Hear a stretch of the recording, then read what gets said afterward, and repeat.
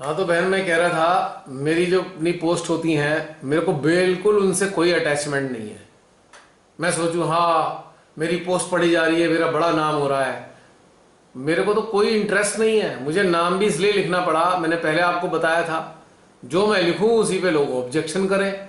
कभी कोई कहते हैं श्री माता जी के कौन से लेक्चर का, मैं तंग हो गया था। फिर मैंने डालना ही शुरू कर दिया इम्पल्सिस और मेरा नाम होता है बस खाली। तो मुझे उससे कोई लेना देना नहीं है अपने नाम से। मेरा तो केवल एक ही मकसद है, जो भीतर में श्री माता जी देती हैं वो सब तक चला जाए। क्योंकि अगर वो साधक साधिकाओं के लिए उपयोगी है तो मेरे तक सीमित नहीं रहना चाहिए, या मेरे शरीर के मरने के साथ वो मेरे तक रह के ना रह जाए। मुझे इस बात की बहुत वो लगती है कि जो आज उन्होंने दिया है किस तरह सब तक चला जाए। इसलिए कोशिश करता हूँ रात रात भर जाग के लिखूं, कुछ भी करूं या बोलूं, चला जाए, मेरे पास ना रह जाए। मेरे अंदर ये बड़ी तकलीफ लगती है फिर मुझे, क्योंकि एक बेईमानी हो जाएगी। मेरे को लगेगा आई एम ए चीटर, मैंने श्रीमती को धोखा दिया। क्योंकि वो तो मुझे दे रही है ये उम्मीद करके कि जो मैंने तेरे को दिया है बेटा सब तक पहुंचा दे, और मैं उसे अपने तक रख के सीमित हो जाऊं ना। ये मुझे बड़ी खराब लगती है, बड़ी जिम्मेदारी लगती है। अगर कोई चीज़ अंदर आती है ना तो मेरी इतनी जिम्मेदारी फील करता हूँ कि बस किस तरह ये पहुंच जाए सब तक।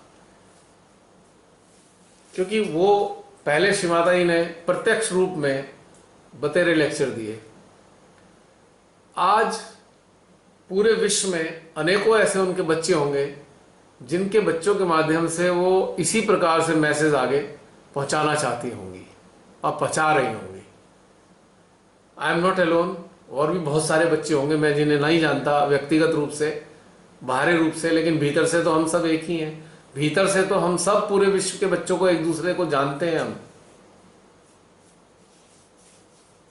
तो ये बात है। तो इसलिए सारी दिक्कत होने के बावजूद भी कोई दिक्कत नहीं है। और वैसे अभी अगर आप सब मेरे से पूछेंगे तो मैं पहले ही बता देता हूं, शारीरिक रूप से अभी तक मैं स्वस्थ हूं, अभी तक, आज तक। आगे की मैं जानता नहीं क्योंकि वास्तव में नहीं पता आगे का जैसे जसलीन ने कहा, भाई मर सकते हैं, तैयार तैयार बैठे हुए हैं, उसमें कोई टेंशन नहीं है कहीं से कहीं तक भी। आज भी मेरे सामने, कल कल मेरी ताई जी का कार्यकाल पूरा हुआ। आज मेरी सिस्टर के जेठ का पता लगा मुझे, वो परसों चले गए। आज मैंने देखा था परसों शाम को चले गए वो। रोज रोज कोई ना कोई जान पहचान वाले जाए जा रहे हैं, जाए जा रहे हैं।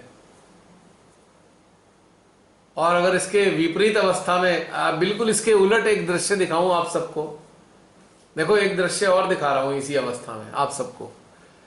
जो लोग आज के काल में जा रहे हैं ना, जो लोग जीवित हैं, जो उन्हें जाता देख रहे हैं, उनके अंदर आ रहा है अरे अरे यार ये तो ऐसी बीमारी से मर के चला गया। मेरे जैसा इंसान क्या नजरिया रखता है जानते हो? मेरे जैसा सोचता है इंसान, इतनी मुसीबतें हैं आज इस संसार में, और आने वाले संसार में भी बहुत ज्यादा मुसीबत आती दिखाई दे रही है। चलो भाई चला गया, अच्छा हुआ, बच गया ये सब देखने से। मैं फिर ऐसे भी सोचता हूं, और फिर श्री माता जी से कहता हूँ, हे माँ इन सब का ख्याल रखना, जो चेतना इस काल में जा रही है ये आपकी ब्लेसिंग ही है, ये आपकी ब्लेसिंग है जो इस काल में जा रही है, क्योंकि आने वाला समय और भयानक है। मुझे ये थॉट भी आया था। आया था मुझे ये लगा मुझे ये लगा यहाँ तो बैड टू वर्स्ट होते जा रहा है, मरना ही बेटर है। आजकल फ्री होके हम लोग काम कर पाएंगे, मूव करेंगे, यहाँ तो बहुत ही मुश्किल हो गया डे बाय डे। देखो मेरे अंदर तो एक बात है कि भाई मृत्यु तो सबकी होनी है, नो डाउट। और ये दिखाई भी दे रहा है आगे आने वाला समय बहुत बेकार है, बहुत खराब है। तो वहां देखो आपके बच्चे जो है ना, हम जैसे बच्चे गुलाम तो किसी के बन नहीं सकते। तो जब हम गुलाम नहीं बन सकते तो हमें तो संघर्ष ही करना है। तो ये जो संघर्ष है ना, हमने इसे ही जीवन मान लिया है। फिनिश।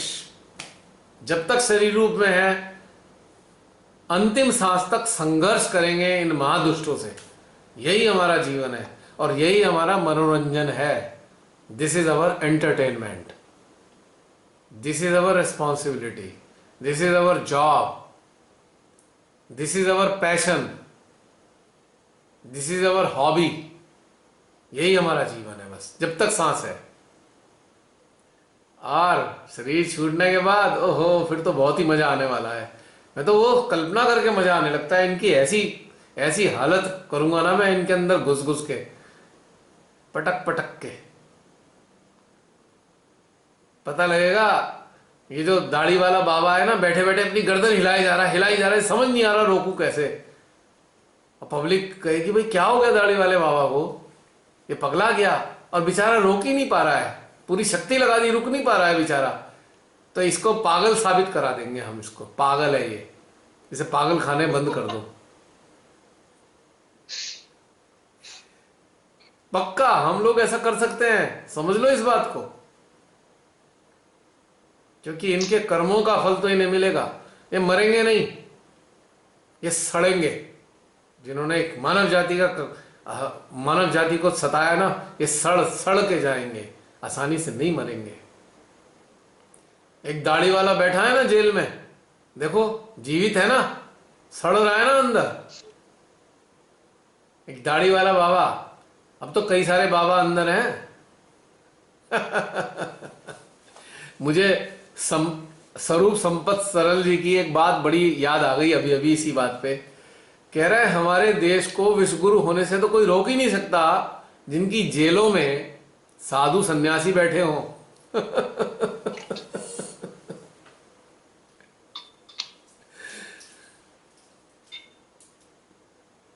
और ये जो और भी कलाकार हैं ना ऐसे, जो और दूसरे हैं, उनके अंदर घुसेंगे, माइक पे खड़े होंगे एड्रेस करने के लिए, इनसे ऐसी ऐसी बातें बुलवाएंगे, ऐसी ऐसी बातें बुलवाएंगे कि वो जो पब्लिक होगी ना खड़ी हुई, वही इन्हें जूते फेंक फेंक के मारेगी, अंडे मारेगी, इन्हें दौड़ाएगी जंगल में, जैसे उसको जंगली जानवरों को दौड़ा दौड़ा के भगाते हैं ना।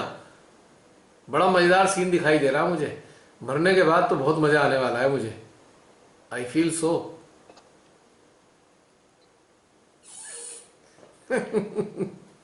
अजीब लग रहा है या कल्पना करके मजा ले रही हो जसलीन?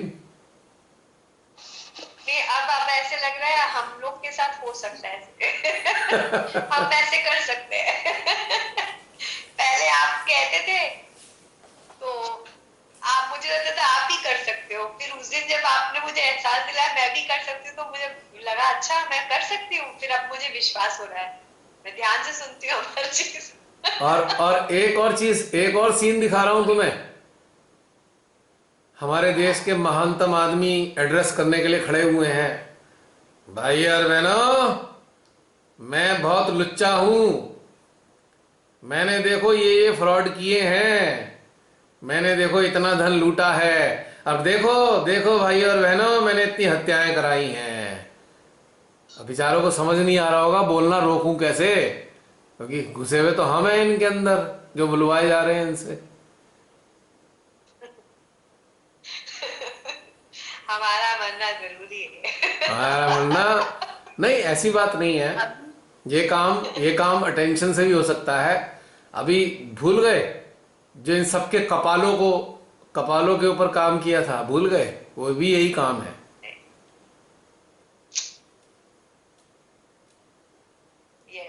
भैया मैं तो लीव कर रही हूँ, मेरी ना कुछ पता नहीं कैसे तबीयत हो रही है। कैसी हो रही है? घबरा रहा है दिल। कैसी? पता नहीं क्या हो गया? नहीं जा रहा, क्या हो गया? ऐसे लगे इससे दिल घबरा रहा है सर। अरे बहन, अभी तो मजा आ रहा था, अभी क्या हो गया? आपका टेंशन कहाँ है? काफी दिन से 1 मिनट 2 मिनट रुकिए, अटेंशन कहाँ है आपका? टेंशन कहाँ है? हाँ, अटेंशन बस ये जो हो रहा है ना अंदर, पता नहीं क्या हो रहा है, जैसे दिल घबरा रहा है। नहीं दिल तो घबरा रहा है, लेकिन अटेंशन कहाँ पे गया? टेंशन है? नहीं, पता नहीं कुछ हो रहा है। मुझे जाना पड़ेगा। चलिए कोई बात नहीं, कोई बात नहीं। ऐसे लगता है वॉमिट्स आएंगी मुझे। अच्छा, अटेंशन चला गया ना वहाँ, वो सेंट्रल हार्ट में कचरा है ना भरा हुआ, निकाल लीजिए, कोई बात नहीं। मैं जा रही हूँ ओके भैया। ओके बहन, जय श्री माता जी, टेक केयर, मिलते हैं। Take care.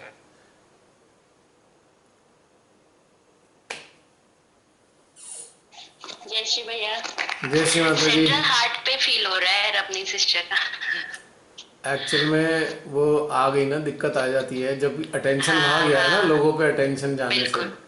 रिफ्लेक्सेस हाँ आते हैं ना। देखिए एनर्जी देखिए पूरी। वो क्या है हाँ कि इसलिए हमारा हमारा जो यंत्र बेचैनी लग रही है उनको। हमारा जो यंत्र है ना, हमारा यंत्र जी। उस सबके हाँ रिफ्लेक्सेस को हाँ अपने अंदर लेता है। अभी थोड़ी देर में अच्छा महसूस बिल्कुल। करेंगे। हाँ 100% भैया। हाँ। और दूसरा ना, ये सब जो कर रहे हैं ना ये लोग सारे, इससे बड़ी परेशानी हो रही है ना सबको, दिल में घुटन जी हो रही है भैया। ना सबके, जी भैया। सफोकेशन फील हो रहा है ना हमारे साथ सबको। भी भैया ऐसा केस हमारे साथ भी हुआ भैया। नेक्स्ट पिछले वीक में हम्म। हमारे डैडी उन्होंने जैसे वैक्सीन लगाया था सेकेंड, हम्म। और 2 दिन बाद उनको टेम्परेचर आया, हम्म। और बस जैसे बात किए सब कुछ किए मॉर्निंग में, हम्म। अचानक ही उनका जैसे उनकी डेथ हो गई, हार्ट फेल हो गया उनका। हम्म। और हम भैया बहुत बेचैन थे जी, मतलब कैसे अच्छे खासे बात करते हुए अचानक होना। हम्म। तो बहुत ऐसे भैया एक चीज, एक क्वेश्चन है इसके साथ साथ कि फादर का जाना एक मतलब बहुत बड़ी जैसे दुख की बात है। तो ये हमारे मतलब पूरा सिर्फ आंखों से पानी गिर रहा था, कंटिन्यू 2 दिन कंटिन्यू सिर्फ पानी गिरा है। हम्म। और ये चीज हमने फील की। उसके पहले जब हमने उनपे टेंशन से वर्क किया तो हमको फील हुआ कि वो उनका हार्ट ब्लॉक हो रहा है, लेफ्ट हार्ट और सेंट्रल हार्ट में प्रॉब्लम सी फील हुई। तो थ्रू अटेंशन, क्योंकि उन्होंने रियलाइजेशन तो लिया था बट वो मेडिटेशन रेगुलर नहीं करते थे। तो ये चीज भैया हमको बहुत ज्यादा उनके लेफ्ट हार्ट में फील हुआ।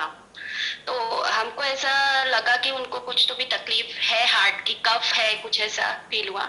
और बस उसके 15 to 20 मिनट बाद भैया उनको एकदम से हार्ट उनका फेल हो गया, और जैसे चलते फिरते ऐसे बातचीत करते हुए अचानक ही चले गए। वैक्सीन तो लिया भैया था उसके उन्होंने? पहले, हाँ भैया वैक्सीन वैक्सीन ली थी ना? सेकेंड वैक्सीन लिया था। हाँ हाँ, साइड इफेक्ट आ जी रहे हैं इसके। उसके बाद थर्ड, हाँ उसका थर्ड डे बाद ही उनका डेथ हो गया। वो जो भी है भैया बहुत बड़ा लॉस है हमारे लिए, क्योंकि हम लोग सब चारों सिस्टर हैं, और तीनों दोनों सिस्टर बहुत दूर है, जैसे लखनऊ और उधर साइड में। एक भी भैया ऐसी पोजीशन थी कि कोई भी रिलेटिव आ नहीं, इवन हम भी यहाँ से 4-5 घंटे के रास्ते पे हैं उनका, मतलब नागपुर से, लेकिन हम पहुंच नहीं पाए, ऐसी कंडीशन हो गई भैया। हाँ। तो बहुत जैसे एक फीलिंग था। लेकिन इसके साथ भैया एक चीज और हुआ कि उसके पहले वीक में जब हम लोग ध्यान कर रहे थे सैटरडे को, तो बहुत डीप ध्यान में थे, अचानक से डैडी सामने दिखाई दिए, जो कि नहीं दिखना चाहिए, अचानक से, और हमारी आंखें खुल गई। तो हमने अपनी सिस्टर से भी पूछा कि क्या बात है, पापा की तबीयत खराब है क्या? तो उन्होंने कहा कि दीदी थोड़ा सा सर्दी खांसी है, बाकी सब नॉर्मल है। तो भैया ये ऐसा 2-3 बार श्री माता जी ने इंडिकेट किया ये चीज को, बट उस चीज को हम जैसे समझ नहीं पाए, और सब अटेंशन से वर्क किया, सब किया, लेकिन जैसे अचानक ही उनका बातचीत करते करते जैसे आधे घंटे में ही उनका जैसे उनकी डेथ हो गई। अभी भैया एक पोजीशन, एक चीज ये थी भैया, जब भी हम उनसे बात करते थे तो हमको उनके सोल के वाइब्रेशंस आते थे, जैसे उनकी आत्मा जो है। तो भैया हमको ये करना है, पूछना है, क्योंकि उनके जो वाइब्रेशन थे हमको हार्ट से फील होते थे पूरे। तो एक दिन पहले वो भैया उन्होंने हमको कहा था कि अब मैं सबसे सेवा भाव, मतलब सबकी सेवा करूंगा, क्योंकि मेरे को थोड़ा अच्छा लग रहा है। उनको जैसे ब्रीथिंग हल्की सी प्रॉब्लम हो रही थी। तो उन्होंने जैसे इवनिंग में एक दिन पहले वो हमको कहा कि अब मैं ना सबकी मतलब सेवा भाव कर, सबकी सेवा करूंगा, बोले सबको बताऊंगा कि ये सब चीजें लो, ब्रीथिंग करो, स्ट्रीम कर लो। तो भैया अभी भी जैसे भैया उनके अभी 13, कल उनका जैसे 13वीं है, लेकिन वो चले गए हैं, लेकिन एक अलग सी भैया फीलिंग है, जैसे बोल नहीं सक रहे। और उस दिन जैसे आपने पिछले वीक में ये ध्यान कराया, जैसे काली उनका कल्कि का उसमें, तो हमने ये फील किया है कि श्री माता जी कल्कि रूप में आके सबका संहार कर रही हैं। मीन्स वो पिछले हफ्ते का हमारा ध्यान का हम बता नहीं पाए, क्योंकि उस समय बहुत ज्यादा ऐसे, एक तो भैया ये क्या हमारा अटैचमेंट था डैडी के साथ, ये पूछना है कि हम तो बोल रहे हैं हम अटैच नहीं है, कहीं ना कहीं हम उनसे अटैच थे इतना ज्यादा। एक देखो तो ये क्वेश्चन है भैया। देखो ऐसा है आशु, अंशु, हाँ अरे भाई अपने फादर से कौन नहीं हाँ अटैच होगा, ये बताना जरा। जी फादर से भैया। तो अटैच होंगे ही ना, मदर फादर से, और किससे, बच्चों से अटैच तो होते ही हैं, तो स्वाभाविक है। तो कोई हाँ समस्या थोड़ी है ये, तो वो this is not a problem. हाँ एक, और भैया उनका ऐसा कंडीशन हो गया कि कोई भी रिलेटिव, क्योंकि सब दूर दूर है, नागपुर तक हाँ आ हाँ नहीं पाए, हाँ सब अपने यूपी साइड में है, दिल्ली गाजियाबाद आगरा सब, मतलब कोई भी नहीं आ पाया। इवन हम लोग चारों सिस्टर है, तो हमारे जो छोटे जवाई हैं उन्होंने उनका अंतिम संस्कार किया जैसे उनके लड़के ने। हम्म तो एक तो ये भी है भैया कि लोगों का कहना है कि जवाई का जो रहता है हम्म उनका वो चलता नहीं दामाद का। तो भैया हमारे तो डैडी का पूरा सिस्टर के लड़के ने किया, छोटे वाले ने, और पूरा उन्होंने आखिरी तक के उन्होंने उनका पूरा किया, और इवन कोई भी रिलेटिव वहां एक तक मिनट पहुंच एक नहीं मिनट सका। हाँ एक मिनट, हाँ डिटेल को छोड़कर मुझे हाँ बताओ पूछना क्या है। हाँ भैया हमको ये पूछना है कि कहीं हम डैडी से इतना अटैच तो नहीं थे, सबसे पहला क्वेश्चन हमारा ये है। मैंने बच्चा जवाब दे तो दिया भाई, पेरेंट्स से तो जुड़े ही होते हैं, तो इसमें समस्या क्या है, तो नॉर्मल है ये बात तो। और बताओ दूसरा। दूसरा क्वेश्चन भैया ये था कि उस दिन हमने श्री माता जी को जैसे पूरा संहार करते हुए देखा है, जैसे खड़क उनकी बोल रही है ध्यान में ही, कहाँ देखा और है तुमने, काटती जा रही है। कहाँ देख बस लिया भैया तुमने। ध्यान में हमने देखा, मीन्स ध्यान में हमने ये चीज फील की भैया, कि ये सब जैसे कोरोना है, और उस दिन हमारे अंदर बहुत ज्यादा आक्रोश था, क्योंकि हमको मालूम था कि उनकी डेथ जो हुई है वो वैक्सीन के कारण ही हुई है।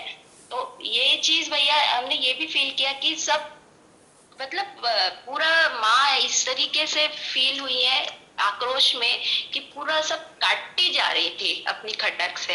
तो एक भैया ये चीज हमने पिछले मेडिटेशन में फील किया था। तो ये क्या चीज थी भैया, उनके अंदर से पूरा आक्रोश था, मीन्स पूरा ठीक है, आंखों से देखो ज्वाला ऐसा थी। है ना, और देखो बात सुनो, हाँ अगर हम शिवाते ही जुड़े हैं तो जी जी उनका अवतरण किस लिए हुआ धरती पे, मानव कल्याण के लिए। अगर कोई यहाँ पे दुष्टता फैला रहा है तो उनको तो क्रोध तो आएगा ही ना, तो वो हमें रिफ्लेक्ट भी करेंगी क्रोध, चाहे वो अपने सपने में आके क्रोध रिफ्लेक्ट करें, चाहे हमारी फीलिंग्स के अंदर करें, चाहे हमारे हृदय में आक्रोश दें, तो कोई बात नहीं है, तो होना ही है ना, ये तो स्वाभाविक बात है। अब शिमाता जी हमारे, हम लोग शिमाते से जुड़े हैं, ये कोई मजाक तो है नहीं, ये तो सच्चे में ही जुड़े हुए हैं, नहीं भ्रम तो है सही नहीं में कोई, जुड़े हैं भैया। है ना। तो वो हाँ सारा का सारा हाँ सिस्टम रिफ्लेक्ट तो हमारे हमारे यंत्र से ही होना है ना, रिफ्लेक्शन। हाँ जी भैया। और भैया आज का मेडिटेशन जैसे जो आपने वृक्ष का बोला था, जैसे ध्यान की स्थिति में, वो स्थिति भैया बहुत अच्छी थी। ऐसे पूरा मतलब चैतन्य जैसे वर्डिंग नहीं है उसके लिए भैया, इतना सुंदर फीलिंग था। बट भैया आज जब वर्क करते हुए सब हो रहा है, लेकिन भैया हमारे अंदर कुछ विचार भी साथ साथ चल रहे थे। हमको वो विचार कौन से थे नहीं मालूम, लेकिन ऐसा लग रहा कि दोनों कार्य एक साथ ऐसे क्यों हो रहे हैं। कोई बात नहीं, क्योंकि हमारे मनोभाव भी होते हैं, वो भी एक्सप्रेस होते हैं, हमारी चेतना का भी एक्सप्रेशन होता है, तो दोनों साथ चल सकते हैं, कोई समस्या नहीं है। ओके समस्या तब है बिना काम के, समस्या तब है जब हम अपनी आत्मा के साथ जुड़ना चाहें और विचार आए, तो समस्या है। यदि हम वर्क कर रहे हैं तो विचार आने दो, उससे कोई फर्क नहीं पड़ता, ठीक है भैया। वो तो कोई ओके दिक्कत भैया, नहीं है। Thank you. ठीक है, ओके। हाँ। हाँ जी, और कोई। रमनी दीदी वापस आ गई, अब ठीक है। फिर आ गई अच्छा, सुस्वागतम बहन। मुझे पता है आपको क्या हुआ है, अभी बता दूंगा, आ जाओ सामने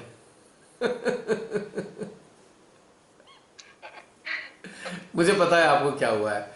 आप एक बहुत कोमल हृदय वाली, एक माँ समान अस्तित्व है, माता होती है ना, और आपको तुरंत चिंता हो गई, अरे मेरे भाई को कुछ हो ना जाए, मेरा भाई ऐसे आक्रोश कर रहा है, कोई सुने उसकी बात तो इसको कुछ कोई कहना न लग जाए, इसलिए घबराहट हो गई आपको। बेफिक्र रहो, आपके भाई को कुछ होने वाला नहीं है। नहीं होगा, मैं तो पहले कहती हूँ, या जो सेवा आप कर रहे हैं ना, माँ से बच्चों को कुछ नहीं होने देती देखिए बहन, मेरे को दुनिया में किसी से कभी नहीं डर लगा, नेवर। मेरे को एक चीज से डर लगा, अपने क्रोध से डरता था मैं, और वो शिमाताई ने खत्म करा दिया। बहुत भयंकर क्रोध था मेरे अंदर। अच्छा। हाँ, इतना क्रोध आप कल्पना नहीं कर सकते, कल्पना से परे। हम तो मान ही नहीं सकते भैया। पर मैं बता रहा हूं इस कदर क्रोध कि अगर कोई ऐसे फ्री फंड में क्रोध नहीं आता था, मतलब बिना बात के किसी से चिढ़ जाऊं, ऐसा नहीं। बहुत शांत रहा हूं। जितना मैं शांत था, जितना मैं शांत था उतना ही भयानक क्रोधी भी था। भयानक, भयानक शब्द बोल रहा हूं मैं। कि अगर जो सताने वाला इंसान अगर मेरे सामने आए तो मैं उसकी हड्डियां तक तोड़ सकता था, और तोड़ी भी है मैंने हड्डियां। आज मैं बता रहा हूं, गलत लोगों की हड्डियां तोड़ी हैं बहुत सारी। हालांकि बाद में वो सुधर गए। तो ऐसा रहा हूं मैं। अब कैन यू इमेजिन कैसा रहा हूं मैं। पर शिमादा की कृपा है। इसका दो दो दो लोगों को क्रेडिट जाता है मेरे क्रोध को खत्म करने का। शिमाता जी साक्षात रूप में भी हैं और अदृश्य रूप में भी हैं और ऊर्जा के रूप में भी है, पहला नंबर। दूसरा आपकी बेटी मिताली, बहुत बड़ा कारण है। मिताली ने मेरा बहुत क्रोध खत्म किया है। वरना आज मैं, अगर मैं जिंदा रह जाता तो मैं, ये जो जितने गुंडे बदमाश है ना, उनका काल होता। लिटरली मार देते मेरे को ये लोग, क्योंकि मैं तो इनका शत्रु ही होता ना, इनका काल होता मैं इन सारे नकारात्मक लोगों का। क्योंकि पास्ट में ऐसा किया है मैंने, बहुत मारा है मैंने, पीटा है, बहुत पीटा है मैंने ऐसे लोगों को जिन्होंने बहुत सताया है लोगों को। तो इसलिए, लेकिन आज आपको अब यकीन नहीं हो रहा होगा ना मेरी बात पे। पूरा परिवर्तित कर दिया ना श्री माता जी ने। लेकिन वो जो अन्याय के खिलाफ, असत्य के खिलाफ जो ज्वालाएं हैं आज भी मौजूद हैं। बस अब क्रोध का स्वरूप बदल गया है। क्रोध आज भी वैसा ही है, लेकिन क्रोध का स्वरूप बदल गया है। बस इतना है। आज सबके सामने मैं ऐसी बातें बोल रहा हूं, मैं हिंसक रहा हूं, हिंसक नहीं था मैं। जो अन्याय करते रहे उनके खिलाफ लड़ाई लड़ी है मैंने, तब भी। आज ये लड़ाई इस रूप में करा दी श्री माता जी ने। जो लोग बहुत से भ्रमित हैं लोग, मेरे को किसी पार्टी वार्टी का सदस्य ना समझें। बहुत भारी गलतफहमी में रहेंगे लोग जो ऐसा सोचते हैं मैं किसी राजनीतिक पार्टी का हूं। मैं किसी का गुलाम नहीं हूं, किसी राजनीतिक पार्टी का। शिवा ने मुझे स्वतंत्र बनाया है, बचपन से ही स्वतंत्र हूं। किसी की गुलामी नहीं करी मैंने कभी। अपने ऊपर किसी का टैग नहीं लगाया है, फला फला फला ये आदमी इस पार्टी का, उस पार्टी का है।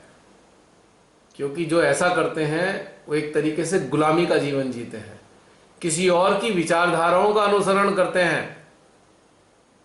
मेरे भीतर की जो विचारधाराएं हैं, मेरे अंतःकरण की विचारधाराएं हैं, और वो शुरू से ही ओरिजिनल रही हैं।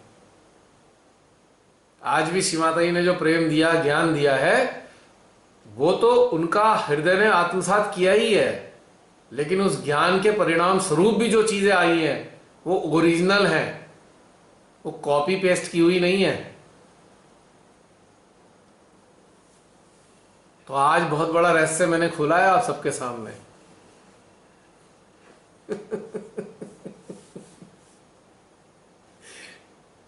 सच्ची बता रहा हूं। ऐसी ही स्थिति होती, या तो मैं अगर, या तो मुझे शुरू में ही कोई ना कोई मार देता, या फिर कितने ही गुंडे बदमाशों को मैं, सैकड़ों को मार चुका होता, खत्म कर चुका होता। यहां कोई चांस नहीं है। अपराध को खत्म करना है तो अपराधी को खत्म कर दो, कुछ नहीं बचना। हाँ, अपराधी अपराधी पे डिपेंड करता है। ये मैं जरूर देखता हूं कि अपराधी बना क्यों, उसका अध्ययन जरूर करता हूं। अगर कोई मजबूरी में अपराधी बना है, उसके लिए मेरे दिल में जगह होती है। लेकिन कोई अपने अहंकार के कारण दूसरे को दबाने के लिए, उसके लिए 1% भी जगह नहीं है, बाल बराबर भी जगह नहीं है। और ये भी भगवान से प्रार्थना करने की इच्छा नहीं होती, इसे भगवान बदल दो, क्योंकि समापन होना है उसका।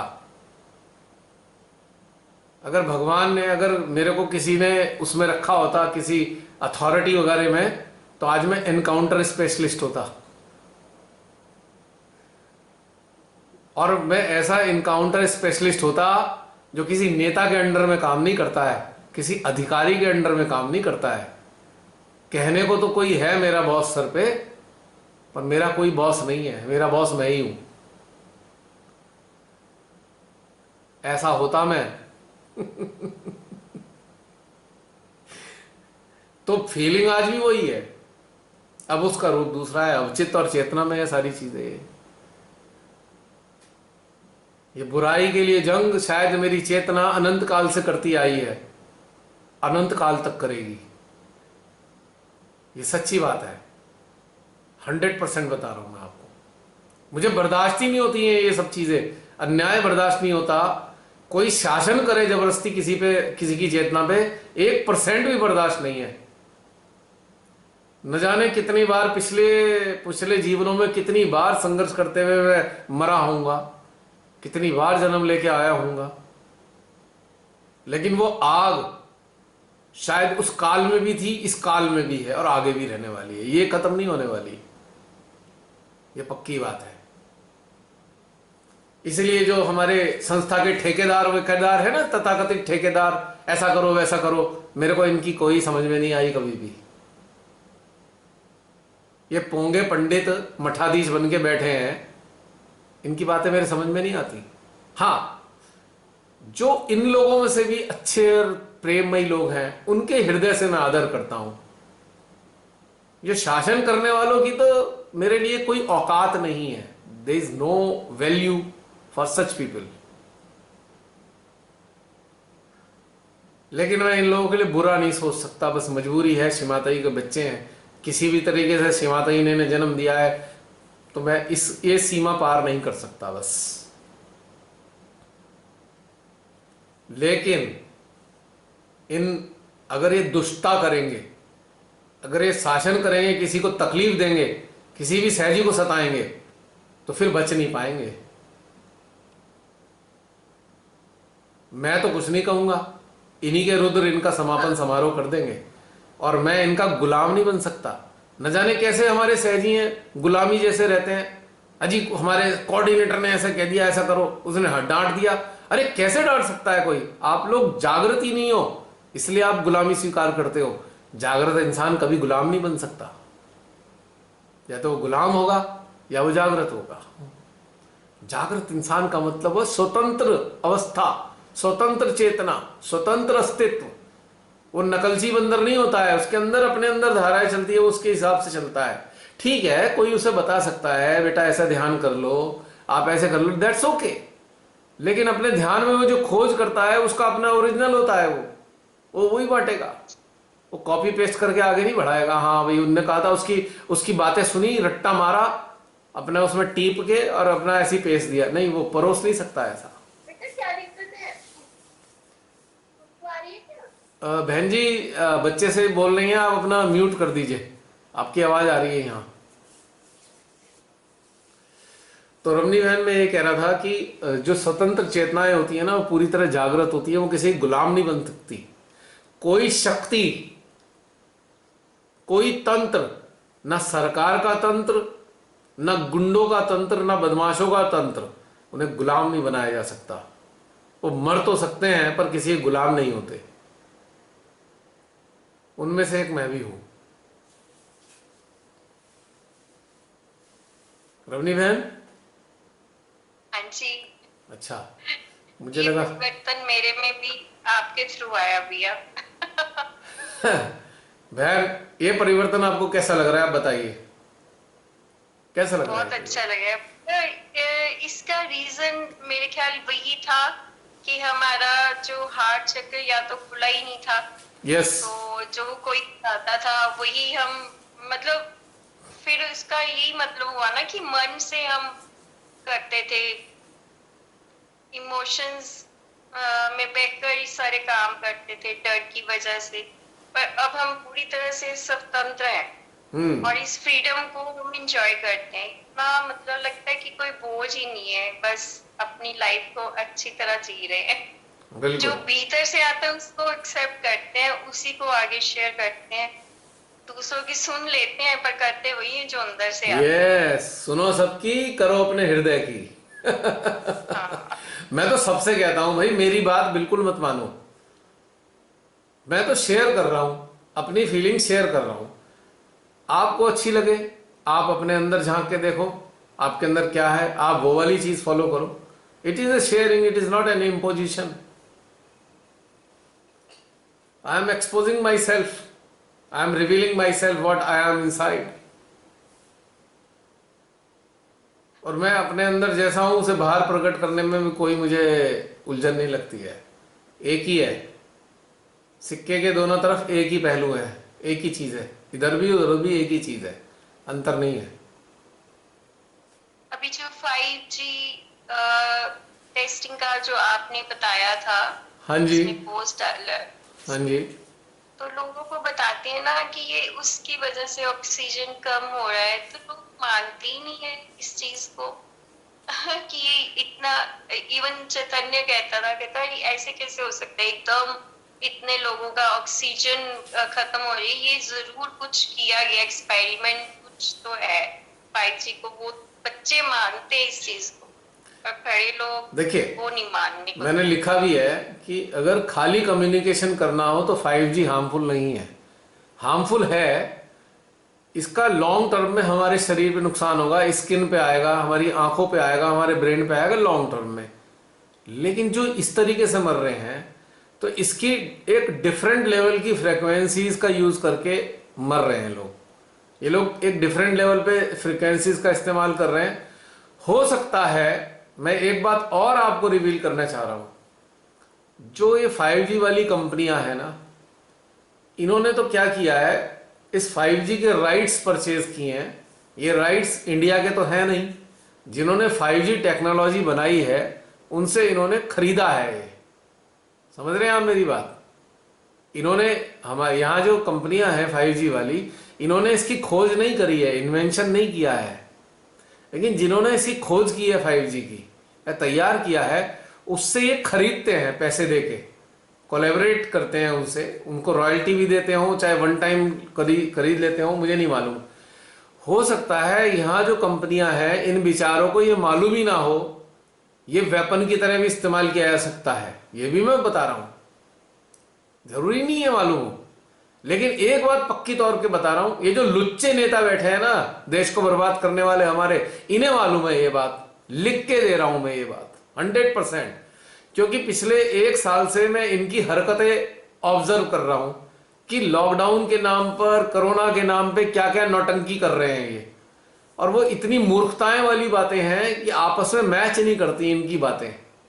इससे साफ जाहिर होता है ये कॉन्स्पिरेसी, और इन लोगों को मालूम है, इन दुष्टों को ये कॉन्स्पिरेसी मालूम है। हो सकता है 5G चलाने वाली कंपनियों को इतना आइडिया ना हो। मैंने उसमें लिखा है कि इस वाले सिस्टम को, शायद, मैं कोई टेक्नीशियन नहीं हूं पर मैं अपनी अंतरात्मा से जो आता है मैं वो बोलता हूं, इस 5G वाली टेक्नोलॉजी को कोई थर्ड पर्सन, 10,000 किलोमीटर बैठा हुआ थर्ड पर्सन टेस्ट कर सकता है, सैटेलाइट के जरिए कंट्रोल कर सकता है। It is possible. आज आपका और मेरा मोबाइल 10,000 किलोमीटर बैठा हुआ इंसान कंट्रोल कर सकता है मेरे मोबाइल को और आपके मोबाइल को। इसलिए तो हैकिंग हो रही है, कितने लोगों के पैसे उड़ा दिए। वो यहां थोड़ी रहते हैं, हमारे शहर में थोड़ी रहते हैं जो पैसे उड़ा रहे हैं, वो तो कई कई हजार किलोमीटर दूर बैठे हैं। तो इसका मतलब यह है कि यह भी हो सकता है, मैं इन कंपनियों को दोषी नहीं ठहराऊंगा क्योंकि मुझे इसका एविडेंस नहीं है मेरे पास। ये संभव भी है और यह भी हो सकता है, पर मुझे एक बात दिल में मानने को तैयार नहीं, हमारे यहाँ की जो कंपनियां हैं ये हमें मारना तो नहीं चाहेंगी, ये लोग तो नहीं मारना चाहेंगे हमें। जो 5G कंपनियां लॉन्च कर रही है ना, they don't want to kill us. लेकिन इसके पीछे जो षड्यंत्र वाले जो बड़े लुच्चे लोग बड़े बड़े सत्ता में बैठे हैं, ये बाहर के लोगों के साथ मिलकर ये षड्यंत्र रच सकते हैं, ये संभव है। अब जैसे भारती टेलीमेटिक्स जो है, जिसे एयरटेल कहते हैं, वो टाटा की कंपनी है। आप कल्पना कर सकते हो, एक बड़ा प्रेममयी इंसान जो पूरी जिंदगी उसने हमारे यहाँ के कल्याण के लिए लगा दी, वो हमें मारना चाहेगा? हम लोग तो उनकी बहुत रिस्पेक्ट करते हैं। हाँ, एक इंसान ऐसा है जो भाग गया है। अब टाटा तो देश छोड़ के भागे नहीं, जो भागने वालों में कौन है? अंबानी है, अडानी है, सब भाग गए देश छोड़ के। पूना वाला है। अब पूना वालों को पता है वैक्सीन में क्या गड़बड़ है, कुछ कहानी है जरूर, ये पता नहीं क्या कहानी है। उसके भागने के पीछे बहुत बड़ा कारण है वैक्सीन से संबंधित। कोई कुछ भी कयास लगाता रहे, पर उसे वैक्सीन का रहस्य मालूम है कि वो एक घातक है। अभी जैसे अंशु ने बताया, तीसरे दिन डेथ हो गई वैक्सीन लगाने के बाद में। ऐसे यहाँ आसपास हमारे कई हो चुकी है ना डेथ, डेली सुनने में आ रहा है वैक्सीन केसेस मेरे सामने। अभी जो डेथ सुनने में आ रही है वो सारी वैक्सीन वाली आ रही है। और अपने भाइयों को, मेरे खानदान में सबने लगवा ली है। मैं उनसे कह रहा, भैया कौन सी लगवाई? एक लगवाई है। हाँ जी। मैंने कहा दूसरी मत लगवाना भाई, सुन लो मेरी बात। अगर तुम्हारी मर्जी है भाई, तुम्हें जल्दी छोड़ के जाना हो तो एक लगवा लिया, अब रुक जाओ, फिर भी इतना नुकसान नहीं होगा। अब भगवान करे जिन्होंने अनजाने में लगवा लिए, भगवान उनकी रक्षा करें। लेकिन बहन, केस आ रहे हैं चारों तरफ, इसमें कोई झूठ नहीं है। दो तो मेरे मित्र जैसे ही थे यहाँ पड़ोसी, जिनसे अक्सर मैं बात कर लेता था। 52 साल की उम्र, एक की 58 साल की उम्र। कुल 700 शिक्षक जो पंचायत चुनाव में ड्यूटी पर लगे थे, और उनको ड्यूटी में लगने से पहले वैक्सीन दी गई थी, 1 या 2 दिन पहले, ड्यूटी में लगने से पहले, ठीक है। और वो लोग 1200 लोग उनमें से इन्फेक्टेड हुए, बीमार हैं, और 1200 में 700 लोगों की डेथ हो गई है, 700 पीपल।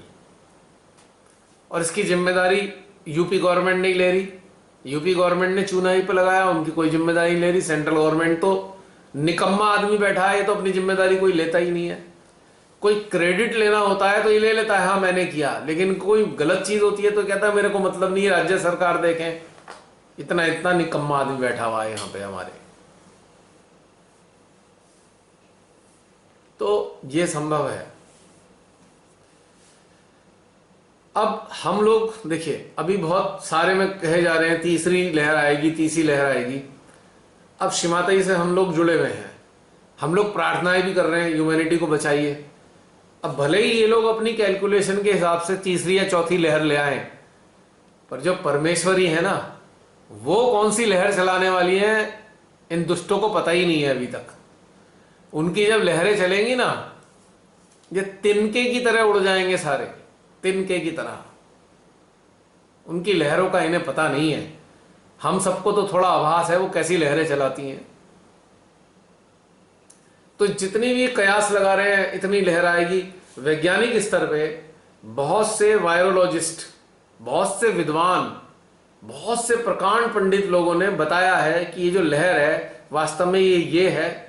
और वैक्सीन लगाने वाले लोग, जिनको वैक्सीन लगा दी गई है, उनके कारण ही लहर आनी है, ये बता दिया। पर इन सबसे ऊपर भी एक शक्ति बैठी है, मां आदि शक्ति। वो इसको कैसे टैकल करेंगी ये वही जाने। हमारा तो काम है उनसे प्रार्थना करने का, हमारा काम है इन दुष्टों को संहार करने के लिए अपने चित्त और चेतना का लगाने का, बस हमारा ये काम है। तो वो पता नहीं कितनी कितनी नकारात्मक लहरों को क्षण मात्र में न्यूट्रलाइज कर दें। मुझे तो हंसी इस बात पे आई, बहुत ही हंसा मैं, जिस दिन पूना वाला भागा। अब पूना वाला नहीं भागता तो बहुत बड़े स्तर पे वैक्सीन लगाई जा रही थी, अब इन पे वैक्सीन ही नहीं है लगाने को। मां का खेल देखो, पूना वाले को भगा दिया, वैक्सीन इन पे अब है नहीं, थोड़ी सी वैक्सीन रह गई है, आगे मिलनी नहीं है आसानी से। और आगे जो मिलेंगी वो बहुत महंगी है, अगर ये सरकार इंपोर्ट करेगी वो बहुत महंगी है। और कहां पे सरकार ने कह दिया था फ्री लगेंगी, अब वो 4-4 हजार में सरकार कैसे बेचेगी उन वैक्सीन को। तो अगर वो 4,000 में बेचना चाहती है तो सरकार क्या करेगी, लोगों को इतना डराएगी, इतना डराएगी, इतना डराएगी, लोगों को ये पक्का विश्वास दिलाना चाहेगी देखो 10,000 की वैक्सीन भी हो तो भी लगवा लो। ये तो इनका षड्यंत्र है। लेकिन परमेश्वरी का क्या षड्यंत्र है? अरे षड्यंत्रकारियों, महादुष्टों, तुम्हारा एक्सपोजर कर देंगी मां, और तुम्हें फिर ऐसा हाल करवाएंगी ना, लोग तुम्हें जूते मारेंगे, सड़क पे निकलने नहीं देने के तुम्हें, तुम्हारे महलों में जा जाके तुम्हारे सर पे जूते बजाएंगे। ऐसा भी मां कर सकती हैं। इन हत्यारों को जो मास लेवल पे हत्याएं करने में लगे हुए हैं। आज मेरा वीडियो किसी सरकारी मिनिस्टर ने सुन लिया तो मुझे जरूर जेल में भेज देगा या मुझे गोली मार देगा, पर मुझे इसका भी कोई डर नहीं है, बिल्कुल भी डर नहीं है मुझे इस बात का। क्या पता इनकी तब तक ये बचे रहेंगे क्या 4 महीने बाद, क्या पता, क्या पता मैं रहूंगा नहीं रहूंगा, कौन जाने। मैं तो वैसी मजाक कर रहा हूं कि आज वाली बातें झेल नहीं पाएगा कोई भी, और मुझे इन्हें हटानी भी नहीं है, ऐसे ही रखूंगा। निकलवाई है जब माँ ने तो है, मुझे क्यों डर लगना है। जो करती हैं माँ अच्छा ही करती हैं। हाँ बहन, कुछ कह रहे थे आप? कुछ नहीं। वोमिट हुई, वोमिट निकल गया? हाँ जी, पर अब फिर कुछ लग रहा है कि जैसे चक्कर से आ रहे हैं, पता नहीं बात कैसे। नहीं, एक्चुअल में पता है क्या है, हमारा अटेंशन कहाँ पे काम कर रहा है, इन दुष्टों पे कर रहा है ना, उनके रिफ्लेक्सेस आपको आ रहे हैं। अभी जो वर्क किया है ना, इनकी खोपड़ी पे ही वर्क किया है, इन लोगों की खोपड़ी पे वर्क किया, उसके रिफ्लेक्सेस हैं ये। शक्तियां काम करती हैं बहन। चलो अब ये वाली बातें नहीं करता मैं, जिससे अटेंशन हटाते हैं। अब ये बताइए ध्यान में कैसा लगा इस वाले आज वाले उसमें? ध्यान में तो भैया बहुत अच्छा लगा कि वाकई हमें धूरी में ही रहना चाहिए, संसार को बस धूरी में रह के बस देखना है। ये चीज महसूस की कि इसी में आनंद है, और काफी काफी हद तक भैया अब हम इसके आदी हो गए हैं, ऐसा करने लग गए हैं ना, दूरी में रहने के। वाह क्या बात है। और दूसरी भैया मतलब आत्मा को अपनी चेतना में भी महसूस करने लग गए हर वक्त। मतलब ये बार बार आता है दिन में, कई बार जैसे कोई बी अवेयर में कुछ पढ़ लो ना, तो एकदम थोड़ी देर के लिए दिल डर जाएगा, तो उसी वक्त फिर आता है कि नहीं, हमने अपनी चेतना को आत्मा में और आत्मा को चेतना में रखना है, तो फिर सब कुछ ठीक हो जाता है। ऐसा। और आज का ध्यान तो भैया, ध्यान तो हर ध्यान मतलब वर्ड्स ही नहीं होते ना कि कैसा है। बहुत बहुत कुछ उसमें था, बहुत कुछ अब याद ही नहीं आ रहा है, ऐसे लगता है मैं ब्लैंक हो गई। वो अंदर जी गया है ना। अब जैसे कि हमारे गिलास में पानी है, ये गिलास में पानी दिखाई दे रहा है, और हमने ये पी लिया तो ये पानी अंदर चला गया। अब कहां से दिखाई देगा बहन?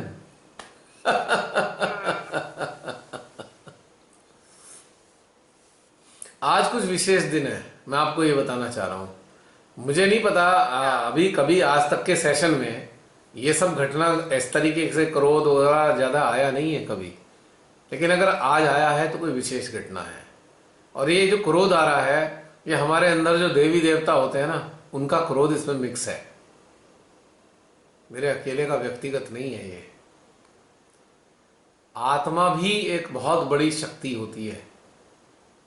जब आत्मा अन्याय के लिए कार्य करना शुरू करती है ना, तो वो भी, उसका भी जो अंदर का जो सिस्टम है वो क्रोध की तरह फूटता है।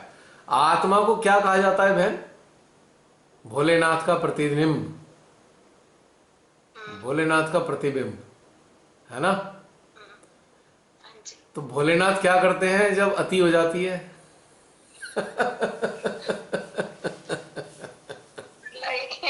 फिर तो प्रलय ही आती है। एक बार की बात है, मिताली काफी छोटी थी। जब वो बहुत छोटी थी ना, तो उसकी अंतः प्रज्ञा बहुत ज्यादा जागृत थी, उसके अंदर बहुत जागृति थी। तो एक बार मैंने उससे कहा, मैंने कहा बेटा, आप पापा को देखते हो कभी कभी गलत चीजों पे बहुत क्रोध आता है, तो कैन यू टेल मी कि व्हाई इट इज सो, क्यों होता है? मैं क्रोधी इंसान तो हूं नहीं, बहुत शांति प्रिय इंसान रहा हूं हमेशा मैं, और शॉर्ट टेम्पर्ड तो बिल्कुल भी नहीं रहा। शॉर्ट टेम्पर्ड तो मैं कभी रहा ही नहीं हूं। तो बोली पापा पता है ये आपका क्रोध नहीं है। मैंने फिर किसका क्रोध है? ये बात हो गई कम से कम, ये मेरे ख्याल से 6-7 साल की होगी। कह रही पापा ये आपका क्रोध नहीं है। मैंने कहा फिर किसका क्रोध है? बोले जो भोलेनाथ है ना आपके अंदर बैठे हुए, उन्हें बहुत जोर से गुस्सा आता है जब कोई गलत होता है। तो मैं अब रिलेट कर पा रहा हूँ इस बात को।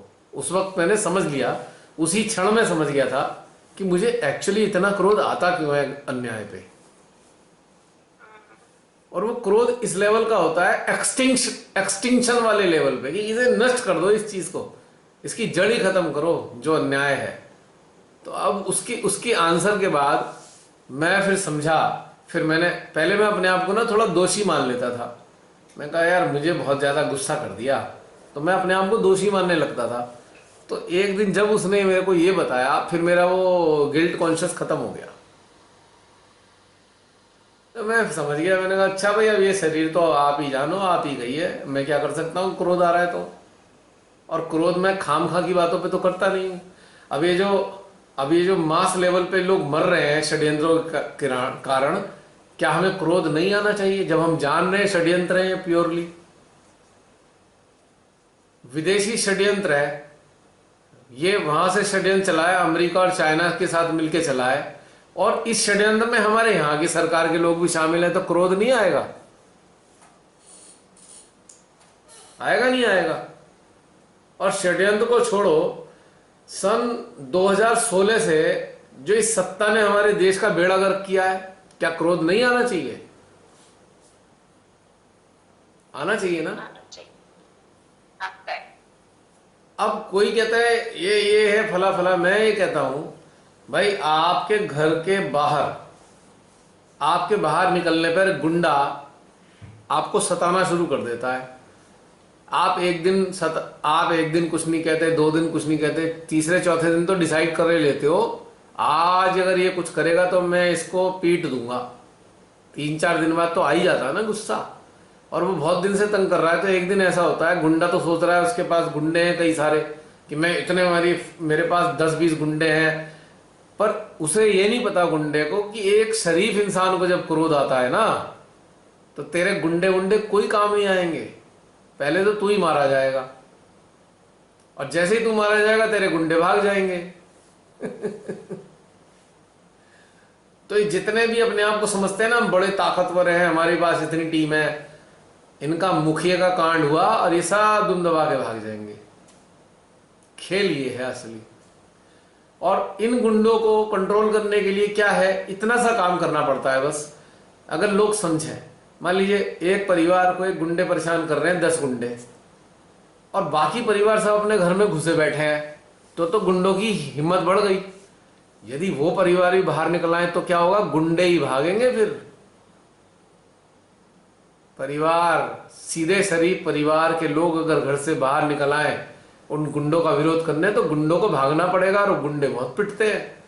अक्सर देखा होगा आपने, गांव में कई बार डकैत पहुंच जाते हैं, गांव में डकैत डका डालने, और कई बार ऐसा हो जाता है कि गांव वाले इकट्ठे हो गए और डकैतों को मार दिया। और एक बात और बताऊं, डकैतों को मारने पे कोई केस दायर नहीं होता गांव वालों के ऊपर, कोई केस पुलिस वाला दायर नहीं करता है।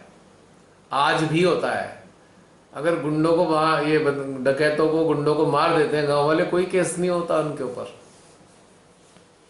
क्योंकि आत्मरक्षा में मारा।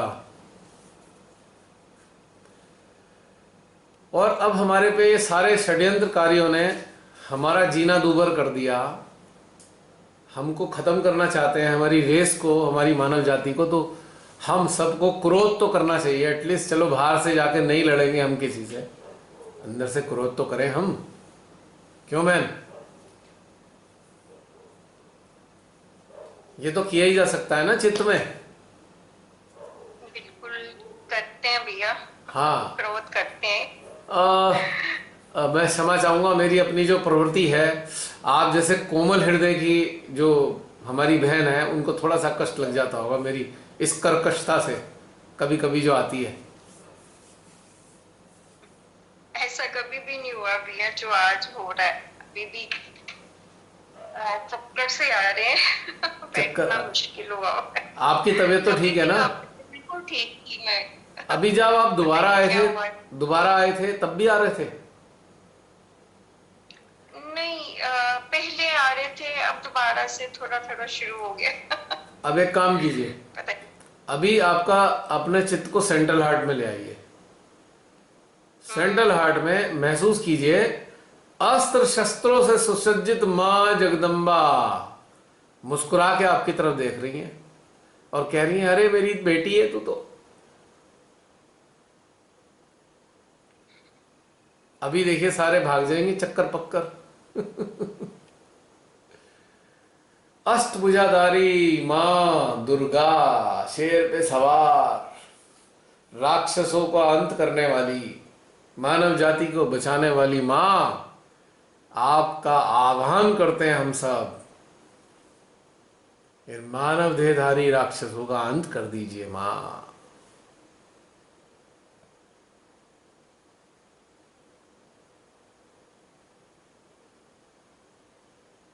ऊर्जा बढ़ रही है सेंट्रल हार्ट में, सहस्त्रार में। हाँ जी। बढ़ रही है ना बहन? आज तो एनर्जी बहुत ज्यादा है भैया सेंट्रल हार्ट पे। हाँ, एक मिनट, रमनी रमनी बहन को बात करने दो। हाँ। अंशु एक मिनट, रमनी बहन को बात करने दो। हाँ रमनी बहन,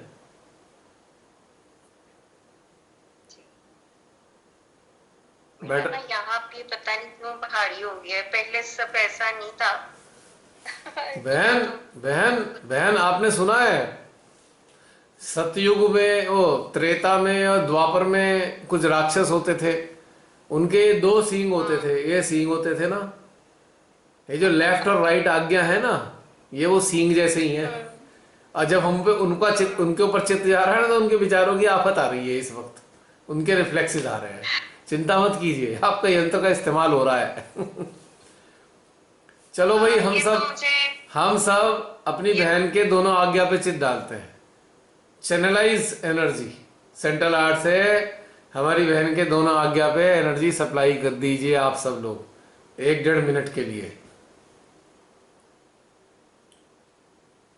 देखिए आपके दोनों आज्ञा में एनर्जी का रिफ्लेक्सेस आना शुरू हो गया।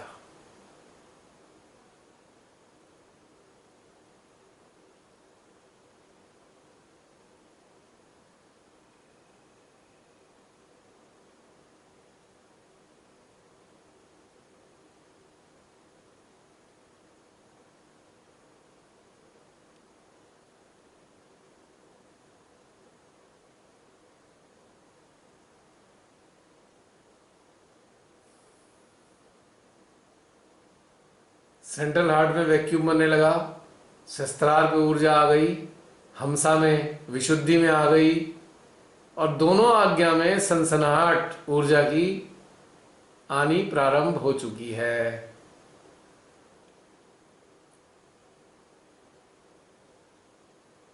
बताइए अब कैसा लग रहा है बहन? बेटर? गए चक्कर? हाँ जी भैया, आज ना सुबह से ही यही अपने देश पे इतना ज्यादा चित था ना सुबह से ही, उसी के रिफ्लेक्सेस तो आ रहे हैं। हाँ, बट ध्यान में सब ठीक हो गया था, बट फिर बाद में जब कन्वर्सेशन हो रही थी तो मेरे फिर से ये इतना दिल घबराया एकदम से। एक्चुअली आज सुबह से आप काम कर रहे थे ना, तो आपको पता है क्या हो रहा है, एनर्जी की डेफिशिएंसी हो रही है। ब्रह्मरंध्र पे अटेंशन रखिए यहाँ, और एनर्जी लीजिए, एनर्जी कम हो गई है थोड़ी सी, इसलिए लग रहा है।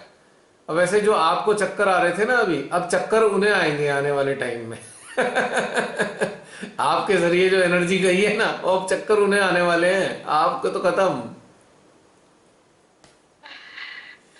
आप इनके चक्करों को देखना आने वाले टाइम में कैसे कैसे रूप में नजर आएंगे।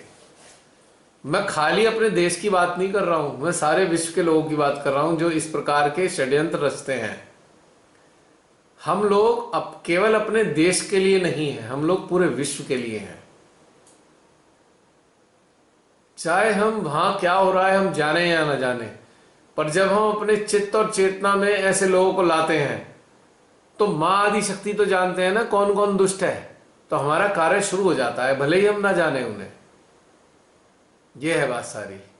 बस एक अंतर होता है कि जिन्हें हम जानते हैं उनके रिफ्लेक्सेस हमें ज़्यादा फील होंगे, जिन्हें हम व्यक्तिगत रूप से नहीं जानते उनके रिफ्लेक्सेस एनर्जी के रूप में दिखाई देंगे। मतलब हम उसको एग्जैक्टली हम उनको आइडेंटिफाई नहीं कर सकते, बस इतना ही अंतर होता है। हाँ, आज बहुत लंबा सेशन हो गया। ये तो ब्रह्म मुहूर्त हो रहा है, 3 बजे का टाइम, 2:30 बजे हैं, 2:30। जी, अब मेरे ख्याल चलना चाहिए। हाँ, मैं वही कह रहा हूँ, समाप्त करने वाले हैं। चलिए, जी। आप चिंता मत कीजिएगा, कुछ नहीं होगा आपको। नहीं नहीं, ऐसा चिंता नहीं, अब सो जाना, सुबह बिल्कुल फ्रेश उठूंगी। बिल्कुल फ्रेश। आज हो गया जो होना था काम, अब जैसा वो चाहती हैं वो हो जाता है, अब क्या करें। अब इस वक्त की जो डिमांड है ना बहन, वो वैसे ही होगा ना। आज की तारीख में जो चारों तरफ जो देख रहे हैं, अब हम केवल ध्यान का आनंद लेके आनंद नहीं ले सकते। इस वक्त हमारा कर्तव्य शुरू हो जाता है। We should have some duties. चाहे हम एनर्जी चैनलाइज करें, चाहे हम इन नकारात्मक लोगों के लिए कार्य करें, इट इज अवर ड्यूटी। ठीक है, बाकी सब लोग इजाजत देते हैं या कुछ कहना है आप सबको? अभी कई सारे लोग हैं मौजूद। सोए हुए हैं सब लोग। नहीं, सोए तो नहीं है, हैं तो जागे चलो हुए। सभी जय श्री माता जी तो बोल दो सभी। जय श्री माता जी। जय श्री माता जी, जय श्री माता जी। माता जी सभी को। मजा आ रहा है? ये बताओ, सबको मजा आया या नहीं आया? बहुत बहुत बहुत मजा आया। मजा आया। और आज के दिन के लिए, मेरे आक्रोश के लिए आप सबसे क्षमा चाहता हूं, पर मैं क्या करूं, मेरा आक्रोश था ही नहीं है। मेरा आक्रोश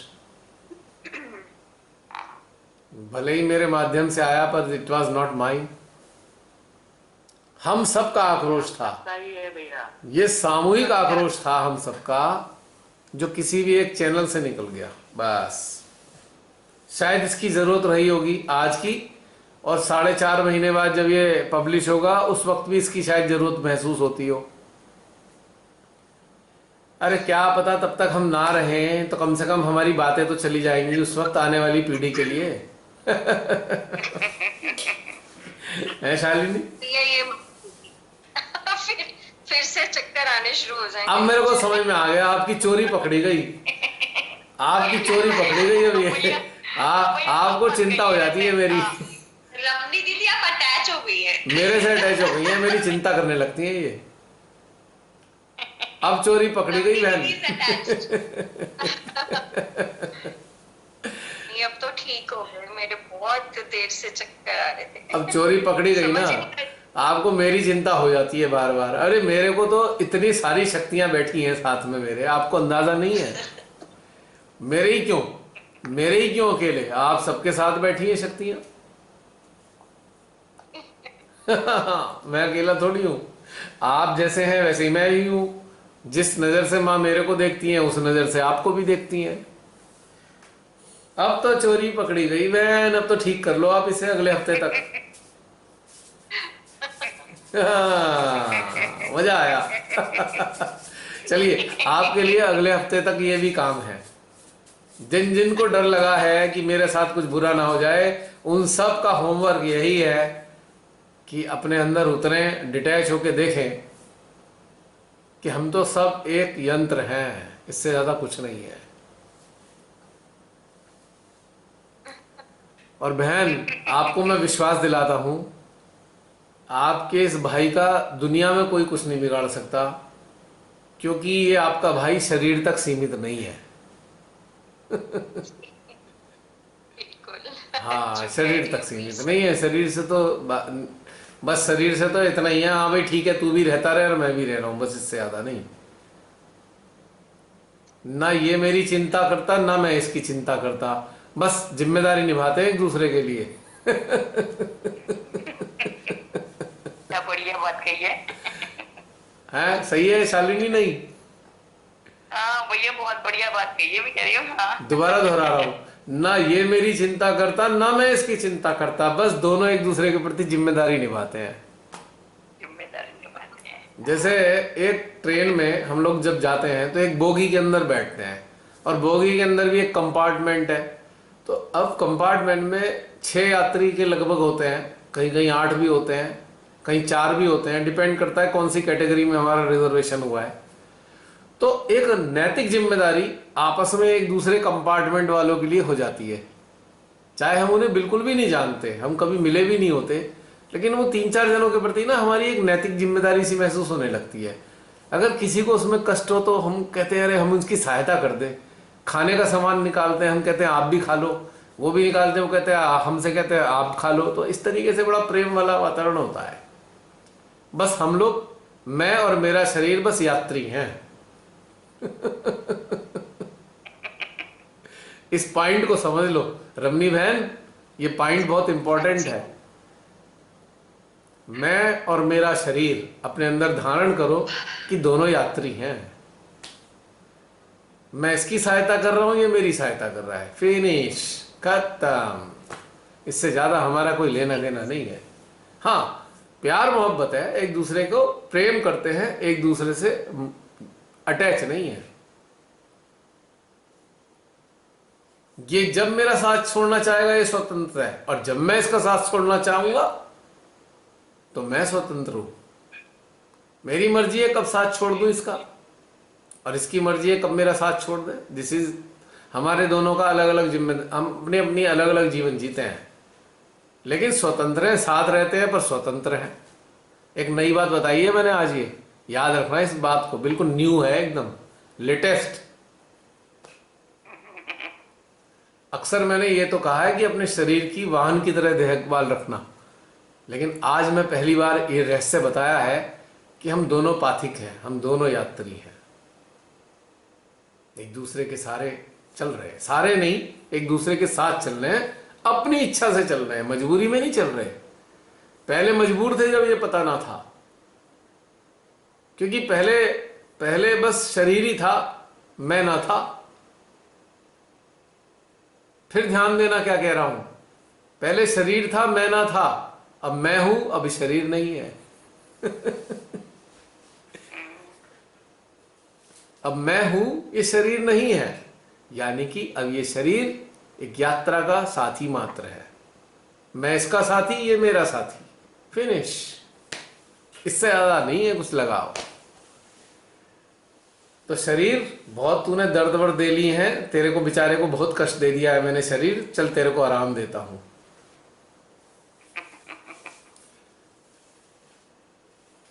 शरीर कह रहा है मेरे से, शरीर क्या कह रहा है पता है?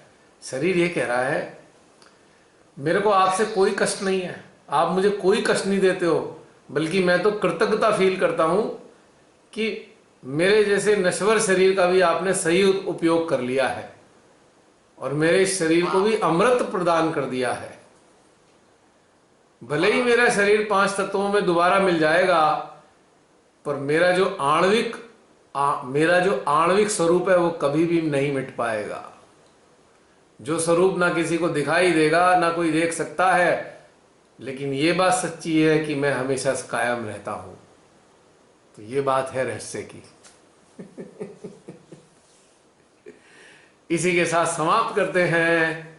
आज के सारे चरण समाप्त हो चुके हैं, और आज एक विशेष घटनाक्रम घटित हुआ है, अलग सा, जो पहले कभी नहीं हुआ, और एक नए अंदाज वाला। तो इसके लिए सभी को जय श्री माता जी, और सभी अपना ख्याल रखें, परिवार के सदस्यों का ख्याल रखें, और जिंदे रहे तो फिर मिलेंगे अगले हफ्ते इसी काल में। जय श्री माता जी। जय श्री माता जी।